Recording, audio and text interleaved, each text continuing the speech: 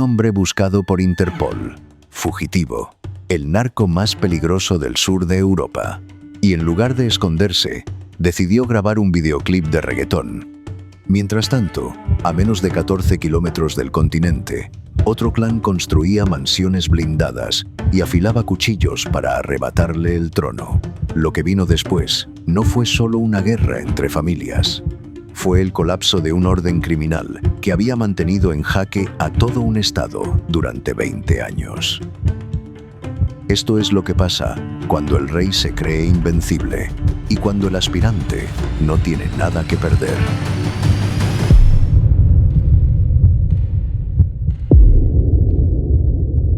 ...14 de mayo de 2023...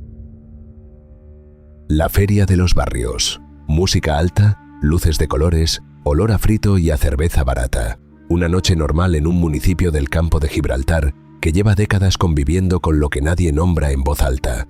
Y en medio de esa normalidad, en un recinto ferial lleno de familias y de niños, alguien saca una pistola y le pega un tiro en la pierna al hombre más poderoso del narcotráfico español.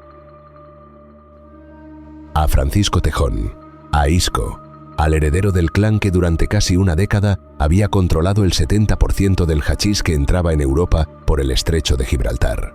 El que apretó el gatillo fue Miguel Gómez, alias El Chulo. Ese disparo no fue solo un acto de violencia, fue una declaración de guerra. Fue el momento exacto en que una generación nueva, sin códigos, sin límites y sin miedo, le comunicó al orden establecido que los viejos tiempos habían terminado, que el trono estaba vacante, que lo iban a tomar. Y nadie en ese recinto ferial, ni la policía, ni los testigos que huyeron despavoridos, ni los periodistas que cubrieron el incidente al día siguiente, entendió en ese momento la magnitud de lo que acababa de ocurrir. Para entenderlo, hay que retroceder. Hay que ir hasta los años en que el estrecho era un negocio ordenado, casi quirúrgico, gobernado por dos hermanos que convirtieron un barrio pesquero en el cuartel general del mayor imperio criminal del sur de Europa. Hay que conocer cómo se construye una maquinaria que mueve 30 millones de euros al año. Hay que entender por qué esa maquinaria, perfecta durante tanto tiempo, empezó a crujir desde adentro. Porque lo que pasó en la Feria de los Barrios no fue un accidente. Fue el resultado lógico de años de soberbia, de errores fatales y de una nueva generación que aprendió las reglas del juego mirando a sus ídolos y luego decidió romperlas todas. La historia que vas a escuchar ahora no es la de un capo que cayó, es la de un sistema entero que se devoró a sí mismo. Antes de que existieran los Castaña, antes de que existiera la palabra narco en el vocabulario cotidiano del Campo de Gibraltar, existía el tabaco. Durante los años 80 y los 90, la zona vivió de aquello. Gibraltar, colonia británica enclavada en la punta sur de la península ibérica, era el portal de entrada de millones de cartones de cigarrillos que luego se distribuían por toda España. Era contrabando, era ilegal. Pero en una comarca con tasas de desempleo que superaban el 40%, nadie lo llamaba crimen. Lo llamaban sobrevivir. Las familias que gestionaban esas rutas construyeron algo más valioso que el dinero. Construyeron infraestructura, construyeron conocimiento, supieron quién mandaba en cada esquina, quién vigilaba cada tramo de costa, quién podía ser comprado y quién no. Supieron cómo mover mercancía de noche, cómo coordinar grupos de hombres sin dejar rastro, cómo mantener el silencio en comunidades enteras que dependían del negocio para pagar las facturas. Y entonces llegó el hachís. No llegó de golpe, llegó despacio, como una marea.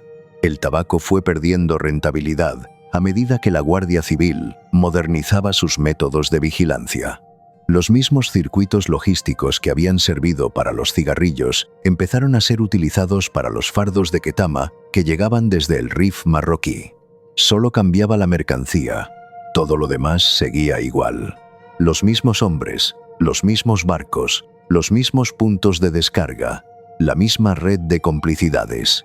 La geografía era perfecta para el negocio y era un infierno para quien intentara frenarlo.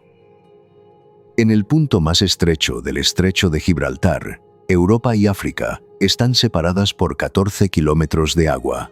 Una narcolancha de alto rendimiento recorre esa distancia en menos de 20 minutos. La Guardia Civil y la Armada Española cuentan con una franja de vigilancia que se extiende sobre cientos de kilómetros de costa irregular, llena de calas, de playas escondidas y de barrios donde cualquier desconocido con uniforme es detectado en segundos. Eso era el campo de Gibraltar a principios del siglo XXI, un corredor logístico natural que nadie podía cerrar del todo. Y en ese corredor, en el barrio de La Atunara, en la línea de la Concepción, crecieron Antonio y Francisco Tejón. Los Castaña.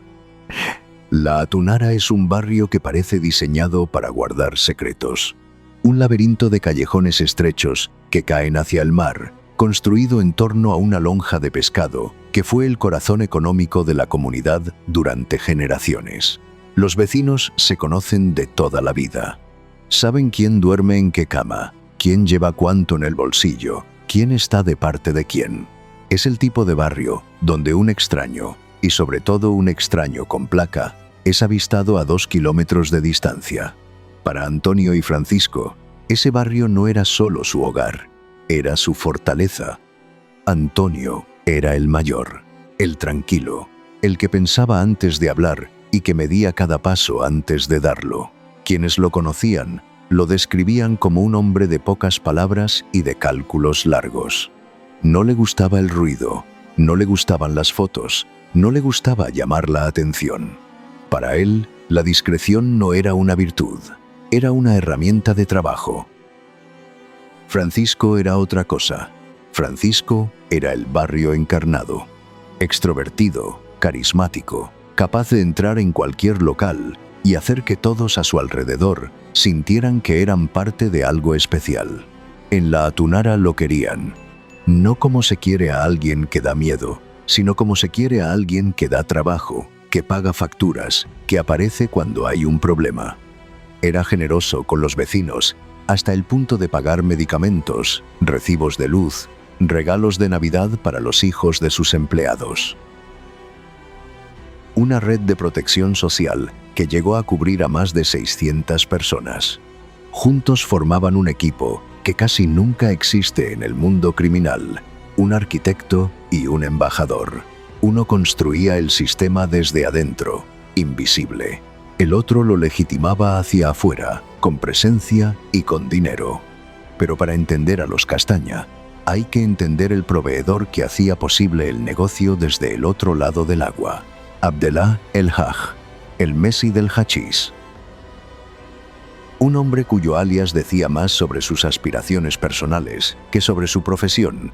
Obsesionado con el fútbol y con el estilo de vida de los deportistas de élite, el Messi del hachís actuaba como el puente entre los productores del Rif marroquí y los clanes del estrecho. Sin él, las gomas cruzaban sin carga. Sin él, toda la infraestructura logística de los Castaña era un sistema de transporte sin mercancía. Llegó a pactar con la Fiscalía Española, lo que convenció a sus interlocutores de que cooperaría. Luego cruzó la frontera y no volvió. Desde Marruecos siguió coordinando los envíos como si el pacto con la Fiscalía hubiera sido un trámite burocrático más. Un papel mojado, eso también era el estrecho. Un lugar donde hasta los acuerdos con la justicia tenían su propia tarifa y su propia fecha de vencimiento. Pero el campo de batalla no solo tenía un bando.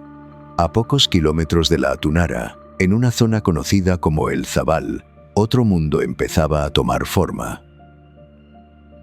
Si La Atunara era el narco de los viejos códigos, El Zabal era el narco del nuevo dinero.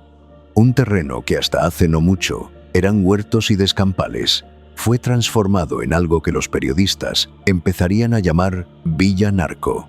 Un conjunto de mansiones con muros de 3 metros, cámaras de seguridad de última generación, coches deportivos aparcados en calles sin asfaltar.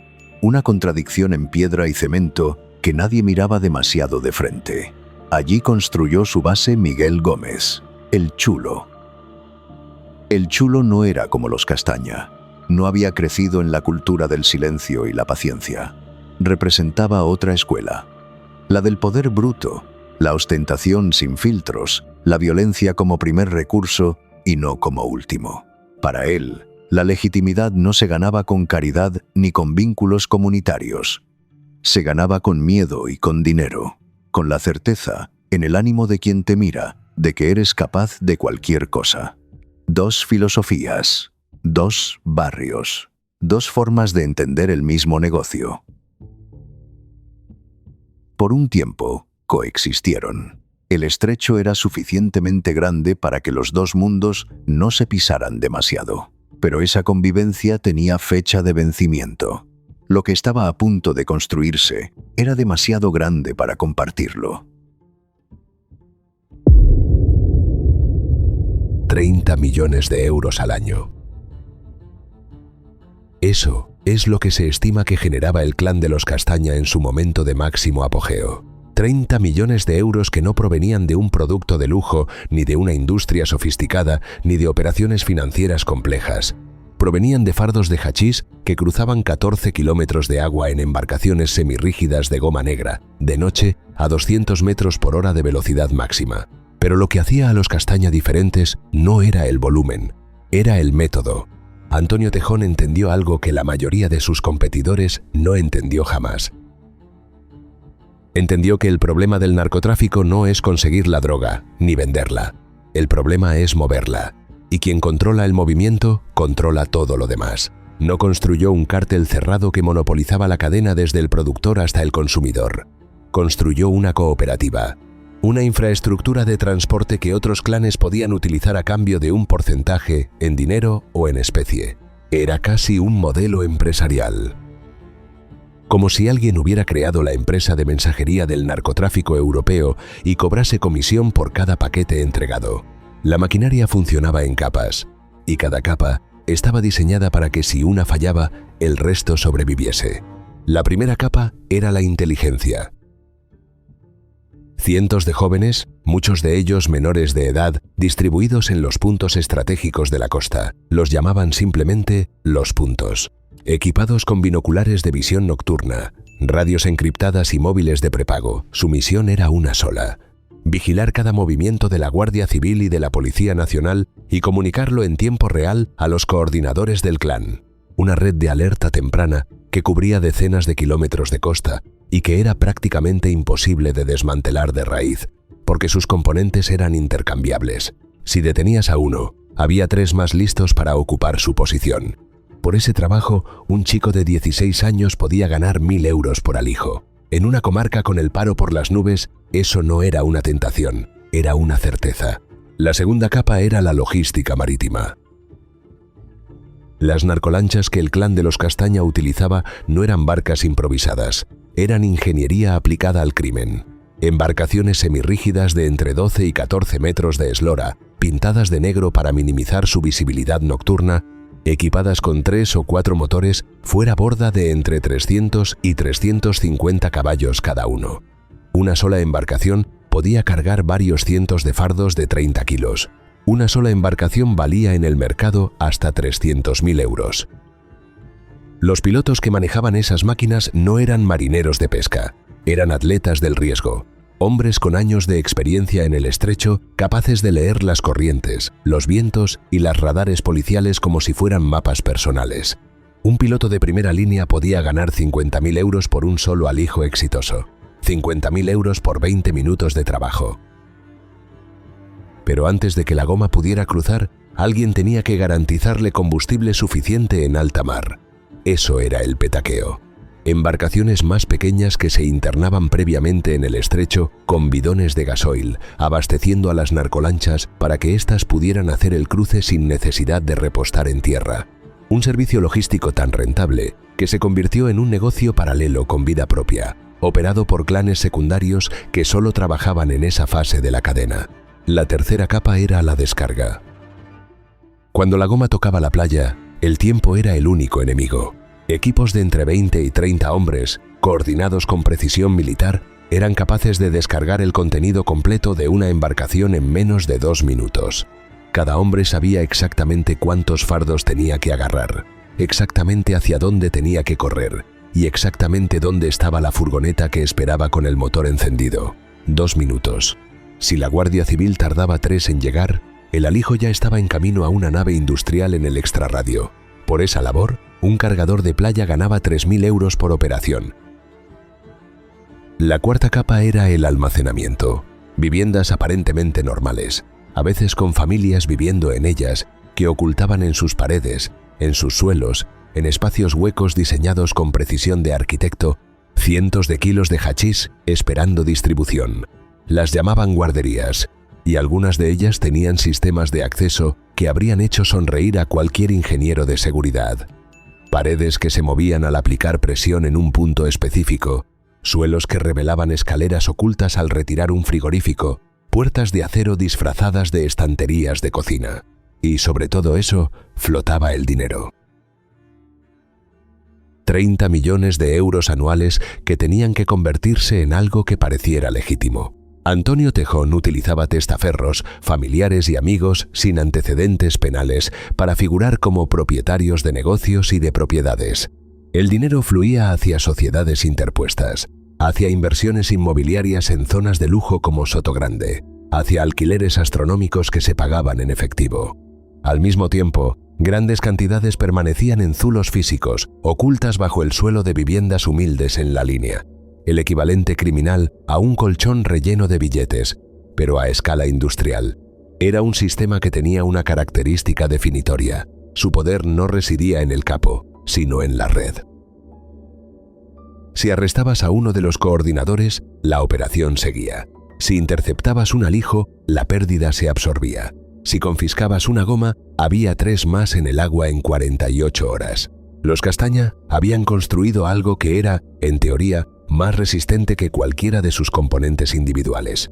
Y para que toda esa estructura sobreviviera a largo plazo, necesitaba algo fundamental: que el dinero desapareciera del mundo ilegal y reapareciera en el mundo legal sin dejar rastro. Antonio Tejón tenía predilección por Sotogrande. La Riviera del Marlín la llamaban, un enclave de lujo al norte de Algeciras donde los yates amarraban junto a villas de varios millones de euros y donde nadie preguntaba demasiado sobre el origen del dinero que pagaba los alquileres. Antonio llegó a mantener simultáneamente a 2 parejas en propiedades de esa zona, pagando cantidades astronómicas cada mes en efectivo, a través de sociedades interpuestas donde figuraban como titulares amigos y familiares sin antecedentes. Era una arquitectura financiera diseñada para que la pista del dinero se perdiera entre capas de nombres, empresas y transacciones que, miradas de una en una, parecían perfectamente legales. El contraste era tan brutal que resultaba casi obsceno. Un hombre que controlaba el flujo de droga hacia Europa desde un barrio de pescadores vivía con una discreción monástica en una villa de lujo donde el vecindario incluía directivos de empresas del IBEX y aristócratas de fin de semana. Nadie hacía preguntas. El dinero tenía su propia gramática social, y en Sotogrande esa gramática era universal. Pero incluso el blanqueo más sofisticado tenía sus límites. Había volúmenes que no podían absorberse sin llamar la atención. Y para esos excesos, la solución era la más primitiva de todas: efectivo en zulos. Paredes abiertas, suelos levantados, espacios vaciados dentro de casas que por fuera seguían siendo las mismas viviendas modestas de siempre. Los vecinos de la línea que vivían encima de esas fortunas escondidas quizás no lo sabían. O quizás sí lo sabían, y esa era exactamente la razón por la que dormían tranquilos: el dinero de los demás que nadie podía quitarte si nadie podía probarlo. En teoría. Porque todo sistema, por perfecto que sea, tiene una grieta. A veces esa grieta viene de afuera y a veces viene de adentro. La grieta de los Castaña tenía nombre, cara y un videoclip de reggaetón.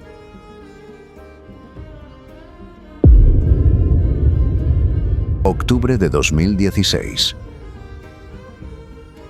La Guardia Civil despliega un operativo coordinado con la intención de detener a los 2 hermanos Tejón. Tienen las pruebas, tienen las órdenes judiciales, tienen los efectivos. Lo único que no tienen es a los sospechosos, porque Antonio y Francisco ya no están. Alguien les avisó antes de que los agentes llamaran a la puerta. No fue suerte, fue información. El clan tenía fuentes dentro de las estructuras de seguridad. No era un secreto para nadie que lo investigaba, pero tampoco era algo que pudiera probarse con facilidad. Lo que sí era evidente era el resultado. Los hermanos Tejón cruzaron a Marruecos horas antes de que comenzara el operativo, y desde allí siguieron coordinando el negocio como si la frontera fuera un paréntesis y no una huida. Habían convertido la fuga en una extensión del poder. Desde Marruecos, donde las autoridades locales tenían poco interés en extraditar a narcotraficantes que no perturbaban el orden interno, los hermanos siguieron operando. Los Castaña habían calculado que el Estado español podía soportarlos desde lejos mejor que desde cerca, y durante casi 2 años la apuesta funcionó. Pero Francisco cometió un error que ningún manual del crimen organizado habría podido prever. En 2018, mientras estaba en la lista de los fugitivos más buscados por la Interpol, Francisco Tejón decidió aparecer en un videoclip. El artista se llamaba Clase A, la canción se llamaba Candela, y en las imágenes del clip, Francisco Tejón aparecía sin disimulo. Su rostro, su voz, su entorno inmediato, los detalles de un chalet de lujo que los analistas de inteligencia tardaron exactamente lo que dura una canción en empezar a geolocalizar. No era un descuido, era algo peor, era una declaración de impunidad. Francisco quería que el mundo lo viera, quería que la atunara supiera que seguía vivo y en pie, quería que sus rivales entendieran que ni la Interpol ni el Ministerio del Interior podían tumbarlo. Y en ese deseo de validación, de ese ego que siempre había sido su rasgo más humano y su talón de Aquiles, estaba la semilla de la destrucción. El video llegó al escritorio del Ministerio del Interior como si fuera una bofetada. No podían ignorarlo. Un fugitivo internacional no se graba en un videoclip que circula por millones de dispositivos sin que el Estado responda. La presión política y mediática fue instantánea. Lo que siguió fue la creación de la unidad OCONSUR, una estructura operativa de élite diseñada específicamente para desmantelar las redes del narcotráfico en el estrecho. Recursos que de otro modo jamás se habrían destinado a esa zona. Toda esa atención, toda esa capacidad operativa cayó sobre el clan de los Castaña como consecuencia directa de un videoclip. En junio de 2018, Antonio Tejón fue detenido en La Línea, el primero de los hermanos en caer. En octubre del mismo año, Francisco se entregó, no porque lo atraparan. Se entregó negociando sus condiciones con la Fiscalía desde la posición de quien todavía tiene suficiente poder para poner términos, aunque esté acorralado. Era una rendición, sí, pero una rendición a su manera. Durante los meses siguientes, con los hermanos bajo custodia o con libertades provisionales, la red de los Castaña no se derrumbó, se contrajo, se reorganizó y siguió operando. Jesús Heredia, alias El Pantoja, antiguo lugarteniente que había aprendido los métodos logísticos del clan, aprovechó el vacío para posicionarse como el principal transportista en la zona de Chiclana y del río Guadalquivir. Las rutas del estrecho estaban bajo presión, así que el negocio buscó nuevas arterias hacia el norte, pero el daño institucional estaba hecho. La maquinaria de los Castaña ya no tenía al piloto en la cabina, y sin el piloto, sin la mano que distribuía los favores, que mediaba los conflictos, que mantenía el equilibrio entre las distintas facciones, la estructura se fue llenando de fracturas. En septiembre de 2020, durante un periodo en que Antonio Tejón estaba en libertad bajo fianza, la Guardia Civil lanzó la Operación Dismantle. Más de 400 agentes coordinados, desplegados simultáneamente en múltiples puntos, 10 toneladas de hachís incautadas, docenas de detenidos, el segundo gran golpe en 2 años contra el mismo clan. Una operación que demostraba que la maquinaria no estaba tan rota como el Estado había esperado tras las primeras detenciones. Que mientras hubiera dinero escondido y una red de lealtades construida durante años, el clan podía sobrevivir con los jefes en prisión preventiva, con los líderes en libertad condicional, con la mitad de sus operadores neutralizados. La resiliencia del sistema era la prueba más sólida de la genialidad de su arquitecto. Pero esa genialidad tenía límites que Antonio Tejón nunca había tenido que enfrentar antes, los de una generación que no le debía nada. El modelo de los Castaña había funcionado durante años también como un modelo social. La red de protección que Francisco mantenía en La Atunara, 600 personas cuyos gastos cotidianos eran cubiertos por el clan, no era filantropía, era una inversión en lealtad, era el seguro más barato del mundo. Si los vecinos te quieren, si dependen de ti, si sienten que eres parte de su comunidad y no una amenaza externa, no cooperan con la policía, no abren las puertas cuando llaman sin orden judicial y no hablan cuando los citan a declarar.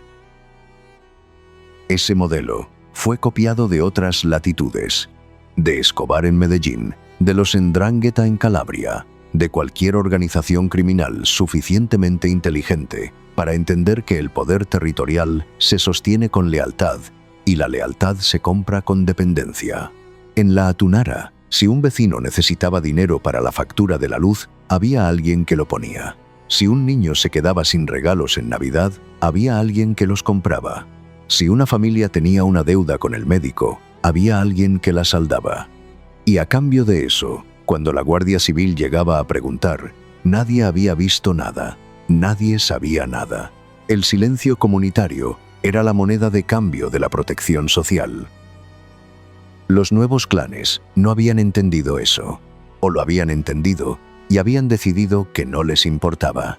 Los Gómez no construyeron redes de lealtad, construyeron muros, 3 metros de cemento armado, cámaras de última generación, coches de lujo en calles sin asfaltar. Un poder que decía, soy rico, soy intocable, y si me buscas no te voy a dar nada excepto problemas. Era otra filosofía, no mejor ni peor en términos morales, simplemente distinta y más frágil, porque el poder que se sostiene solo sobre el miedo no tiene red de seguridad cuando el miedo se rompe. En abril de 2023, comenzó en Algeciras el macrojuicio. 157 acusados. La sala tuvo que ser habilitada especialmente para albergar a tantos imputados. El proceso más grande por narcotráfico en la historia de Andalucía, una cifra que decía mucho sobre el tamaño de lo que se había construido, pero también sobre cuánto había tardado el Estado en intentar desmantelarlo. Y mientras ese proceso avanzaba, mientras los abogados preparaban sus alegatos y los fiscales organizaban sus miles de folios de pruebas, en el campo de Gibraltar pasaba algo que los jueces no podían percibir desde sus estrados. Los nuevos clanes miraban el espacio que estaban dejando los Castaña y lo querían todo. Miguel Gómez, el chulo, no era el único actor emergente, pero era el más visible, el más impulsivo y el más peligroso de los que disputaban la herencia del estrecho. Había visto cómo se construía la maquinaria. Había entendido que el poder en esa zona no se negocia en despachos ni en juzgados. Se demuestra en la calle, con gestos que no admiten interpretación. Las reglas del juego estaban a punto de cambiar de una forma que nadie en el mundo del crimen, ni en el de la ley, habría firmado.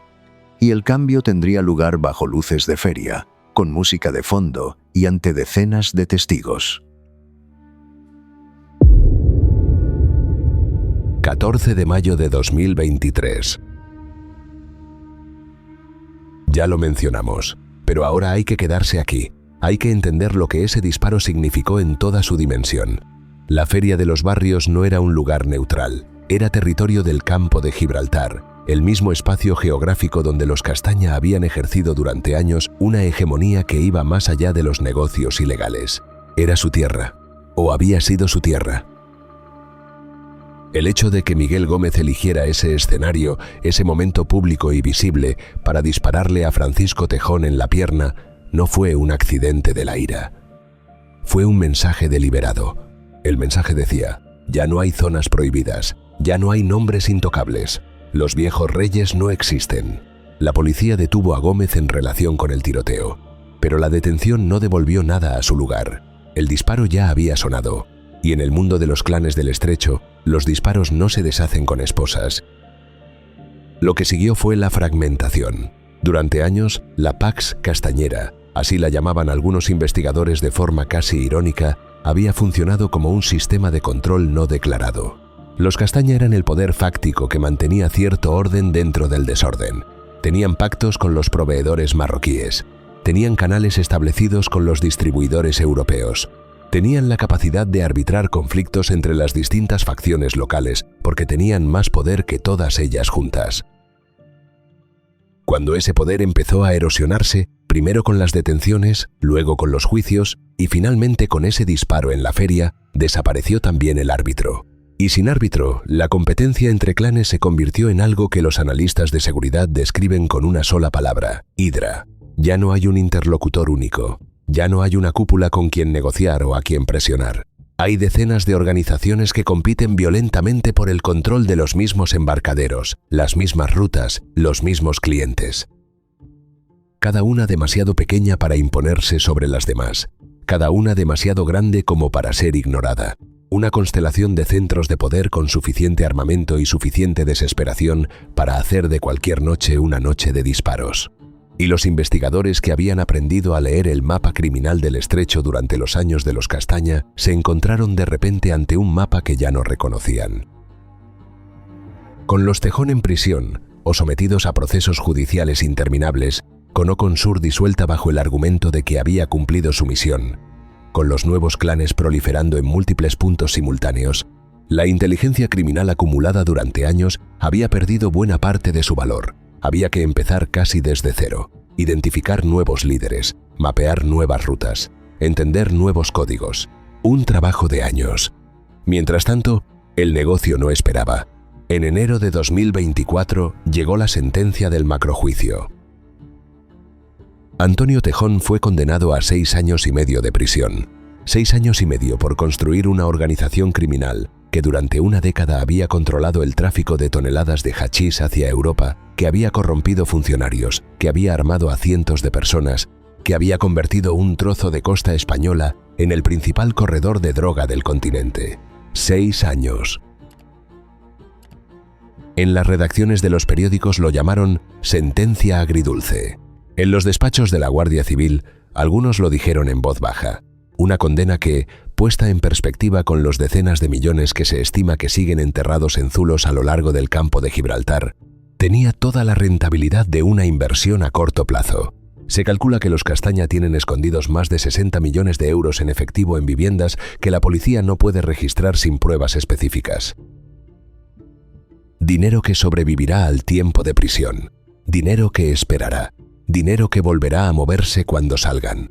Pero antes de que la tinta de esa sentencia se secara, llegó algo que hizo que el tiroteo en los barrios pareciera casi un problema menor. Febrero de 2024. El estrecho de Gibraltar. Madrugada. Una narcolancha pilotada por un hombre conocido como El Cabra embistió deliberadamente a una lancha de la Guardia Civil. 2 agentes murieron. No fue un accidente. No fue una maniobra desesperada de alguien que intentaba escapar sin calcular las consecuencias. Fue la elección consciente de alguien que prefería el impacto físico a la rendición. Alguien para quien 2 guardias civiles en el agua eran un obstáculo que se eliminaba, no una autoridad que se respetaba. La noticia sacudió a España entera. Los ministros convocaron ruedas de prensa. Los mandos de la Guardia Civil exigieron más recursos. Los partidos políticos cruzaron acusaciones sobre quién había desmantelado, qué unidad operativa y cuándo. El nombre de Oconsur apareció en todos los debates. La unidad de élite que había dado los mayores golpes contra los Castaña había sido disuelta tras sus éxitos, bajo la lógica de que el problema estaba resuelto. Y esa lógica, ese optimismo prematuro, había dejado a la costa de Cádiz más desprotegida en el momento en que más la necesitaba. Porque los clanes que habían emergido para ocupar el vacío de los Castaña no tenían la misma filosofía que sus predecesores. Los Castaña evitaban el enfrentamiento directo con las fuerzas del Estado, no por respeto a la ley, sino por pragmatismo puro. Un narco muerto o un narco en fuga permanente no puede administrar un negocio. La nueva generación, los Gómez, los Pantoja, los pilotos como El Cabra, habían crecido viendo que la violencia funcionaba, que el Estado retrocedía, que la impunidad era posible. y habían abandonado el principio de evitar el conflicto sin reemplazarlo por ninguna otra regla. El resultado era lo que los expertos en criminología llaman crimen sin techo. Sin un límite autoimpuesto, sin una conciencia de hasta dónde puede llegarse antes de que la respuesta del Estado sea insoportable, la violencia escala sin lógica, sin freno, sin estrategia. Solo impulso, solo territorio, solo una feria iluminada a las 11 de la noche y un disparo que lo cambia todo. El estrecho no era el mismo después de febrero de 2024.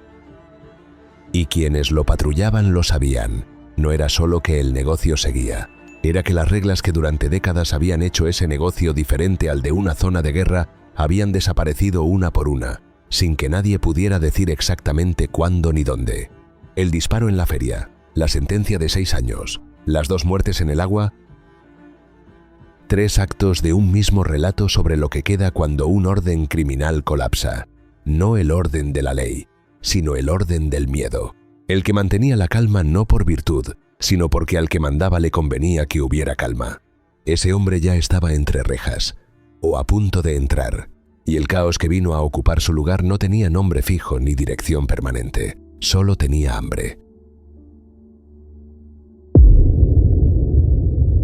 Hay una frase que circula entre los investigadores que llevan años estudiando el narcotráfico en el estrecho de Gibraltar.